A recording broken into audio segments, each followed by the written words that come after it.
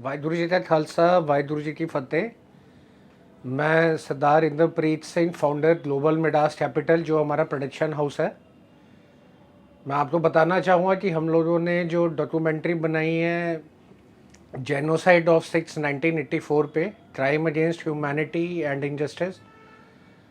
तो वो जो हमारी डॉक्यूमेंट्री है वो कंप्लीट हो चुकी है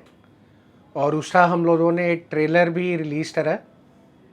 और उसके साथ में हम लोगों ने जो डॉक्यूमेंट्री है उसके लिए अब हम लोग इंटरनेशनल लेवल के OTT प्लेटफॉर्म्स के साथ एडवांस डिस्कशन में है,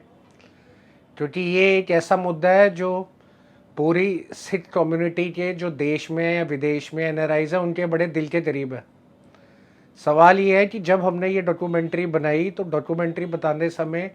जब हम दिल्ली में गए अलग अलग एरियाज़ में और कुछ कमिटीज़ में, और हमने पूछा कि भाई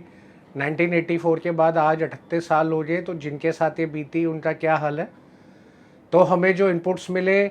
वो इनपुट्स मिले कि अब सबकी लाइफ दोबारा ट्रैक पे आ चुकी है, सबकी लाइफ अब ठीक है, सबके बच्चे आगे परवरिश सही चल रही है और सब अपनी नॉर्मल लाइफ बिता रहे हैं। बट संक्षेप में मैं आपको बताना चाहूँगा कि जब हमने डॉक्यूमेंट्री बनाई तो उसका जब आप देखेंगे इसको रिलीज़ होने के बाद, तो जो असलियत निकल के आई वो असलियत तो कोसों दूर है इन बातों से जो 38 साल से लोगों की आंखों में धूल झोंकी जा रही है। ये कैपिटल ऑफ इंडिया है और वहाँ पर ये हाल है, तो पूरे देश में अगर ऐसा हुआ होगा तो वहाँ पे तो भगवान जाने क्या हाल होगा। तो जब हम लोगों ने देखा तो एक पार्ट तो लीगल साइड का है जिसके अंदर केसेस हैं, ट्रायल्स हैं, 38 साल हो चुके हैं। ये भी बड़ा अनफॉर्चुनेट है कि आज की डेट पर बड़ी सारी जगहों पर डिस्कशंस आती है कि हमने इनको अंदर करवाया या हमने ये सब करा। सवाल ये है कि कितने अंदर हो चुके हैं और कितनी इन्वेस्टिगेशंस अभी भी बाकी हैं। तो लीगल साइड से अगर हम देखें तो 2016 में यानी 32 साल के बाद पहले तो ये कबूल हुआ कि 123 लोगों को यूपी में इस तरीके से जलाया गया और मारा गया। 32 साल तो ये साबित करने में लग गए कि 123 लोग जिस तरीके से इस जेनोसाइड के विक्टिम्स बने हैं। तो जब 32 साल लग गए सिर्फ साबित करने में कि ये लोगों के साथ ऐसा जेनोसाइड हुआ है, तो उसके ट्रायल्स में, उसकी इन्वेस्टिगेशंस में और उसके रिजल्ट्स में तो ना जाने कितना समय लगेगा। दूसरी जो चीज़ आश्चर्यजनक निकल के आई है कि बड़ी सारी जगहों पे इंटरनेशनली NRI कम्युनिटी का और बड़े सारी जगहों पे काफ़ी करोड़ों में एड आई जो इस तरीके से 84 जेनोसाइड के विक्टिम्स की रिहैबिलिटेशन की थी। बट सवाल है कि जो हम लोगों ने ग्राउंड रियलिटी पे देखा वो तो एड का 1% भी नीचे तक पहुंचा नहीं है, सिवाय इसके कि उनके पास बस मकान मिले हैं उनको अपनी लाइफ जीने के लिए, ना कोई रोज़गार का साधन है, ना उनके पास किसी तरीके की हुनर या स्किल डेवलपमेंट के ऐसे सेंटर्स बनाए गए हैं। और बड़ा और अनफॉर्चुनेट है कि 38 साल के बाद आज जो उनके पोते पोतियाँ हैं वो अपनी स्कूलों की GHPS स्कूलों की फ़ीस भी नहीं भर पा रहे। तो जब ना एजुकेशन आई, ना सोशली वो डेवलप हो चुके, ना इकोनॉमिक कोई उनकी डेवलपमेंट हुई, तो आज 38 साल बाद जो वो खड़े हैं वो तो बिल्कुल वैसे ही खड़े हैं जैसे आज से 38 साल पहले खड़े थे। तो बड़ी सारी जगहों पे तो हमारे को इतने आश्चर्यजनक निकल के आए इन्वेस्टिगेशन और रिकॉर्ड्स के बाद कि अच्छा होता है कि 38 साल पहले ही हमारे साथ भी ऐसा हो जाता, वरना 38 साल जो हम भुगतते हैं वो भुगतने से हम बच जाते। तो सवाल ये है कि अगर 38 साल बाद दिल्ली कैपिटल ऑफ इंडिया में रिहैबिलिटेशन के नाम पे अरबों खरबों के ऐसे फंड रिलीफ के आए, तो वो सारे फंड कहाँ चले गए। तो अगर वो फंड चले गए और उसके बाद में आज एजुकेशन का सिस्टम नहीं है, नौकरी का सिस्टम नहीं है, घरों में इनकम का सिस्टम नहीं है, तो वो सिस्टम 38 साल से ऐसे ही लवारिसों की तरह पड़ा है, तो इसका जिम्मेदार कौन है। और जहाँ रहा विकल्प केसेस का, ट्रायल्स का और जस्टिस दिलाने का, उसके लिए तो जब आप देखेंगे तो पता चलेगा आपको कि एक तरीके से एक नई अप्रोच की बहुत ज़रूरत है। क्योंकि जो वो विक्टिम थे जिनके साथ ये घटना घटी आज से 38 साल पहले, अगर वो 20 साल के भी होंगे तो आज वो 60 साल के करीब हो चुके होंगे। अगर और इस तरीके के ट्रायल्स और सब चलते रहे अगले 20 साल, तो 20 साल के बाद ना तो वो विक्टिम बचेगा जिसने ये भुगता, और ना ऐसे लोग मिलेंगे जिन्होंने इस तरीके का अत्याचार उठाया।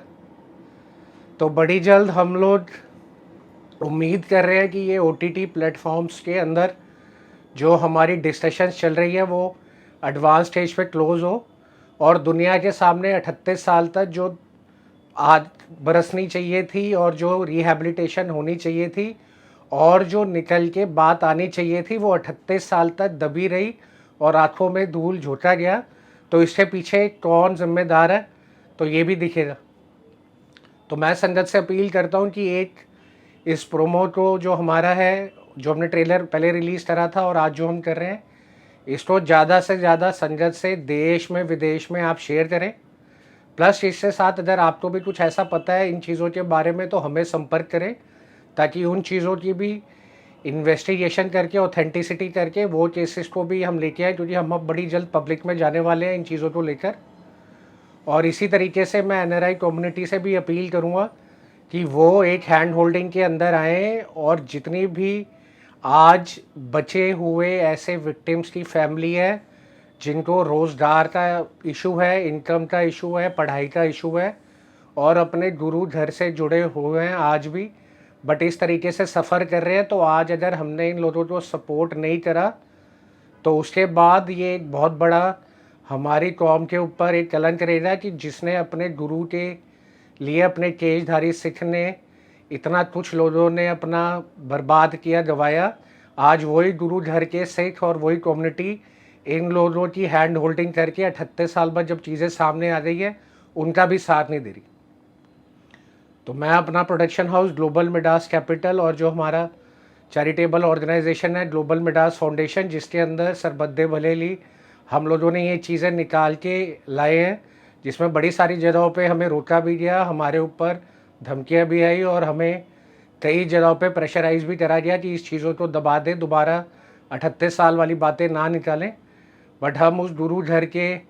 सिख हैं, तो आज ये हमारा फ़र्ज़ बनता है कि अगर कोई भी इन बातों को दबा रहा है तो हम कम से कम अपनी कम्युनिटी के लिए, अपनी कौम के लिए और एक ह्यूमैनिटेरियन ग्राउंड्स पे ये चीज़ें सामने लाएं, क्योंकि अगर कल को किसी भी तरीके से ऐसी दोबारा से कुछ हादसा किसी एक कम्युनिटी के साथ या कहीं पे होता है तो हमेशा के लिए पता रहे कि एक फेयर ट्रायल और एक ओपन ट्रांसपेरेंट सिस्टम बड़ा चाहिए, ताकि जो बेनिफिशरी है और जो बंदा उसको सपोर्ट कर रहा है उसकी चीज़ें निकल के सामने ट्रांसपेरेंट में आए, ना कि वो सिर्फ ऊपर ऊपर दिखाने के लिए और सिर्फ अपने किसी पर्सनल गेन के लिए पूरी कौम को सफ़र करवाया जाए। वाहिगुरु जी का खालसा, वाहिगुरु जी की फतेह।